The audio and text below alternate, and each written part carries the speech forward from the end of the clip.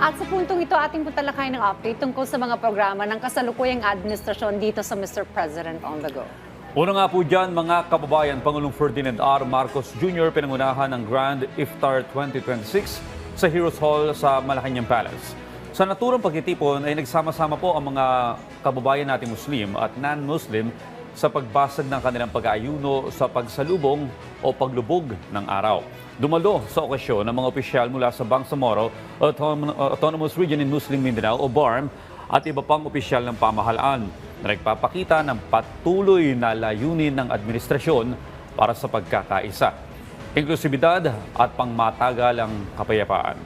Ang sabi ng Pangulo, ang naturang pagtitipon ay nagpapatunay na ang ating bansa ay nananatiling isang lugar kung saan ang mga tao ng bawat pananampalataya at pinagmulan ay laging malugod na tinatanggap sa diwa ng pakikipagkapwa at may paggalang sa isa't isa.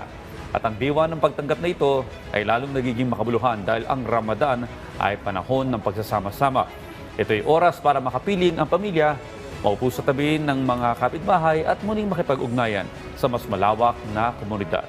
Nabanggit din po ng Pangulo na ang kapayapaan sa kahit saang dako ay mahalaga para sa lahat ng tao.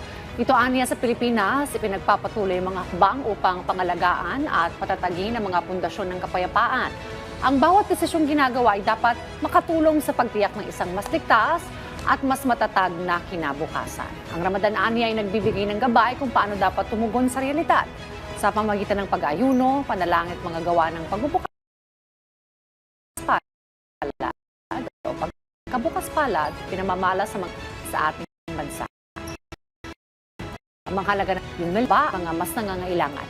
Ang mga ito ay hindi lamang espiritual na mithiin at personal na kabutihan.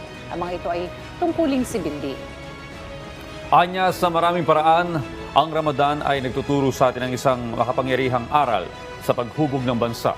Ang isang matatag na bansa sa huli ay binuo ng mga mamamayang may puso at disiplina na unahin ang kapakanan ng iba bago ang kanilang sarili.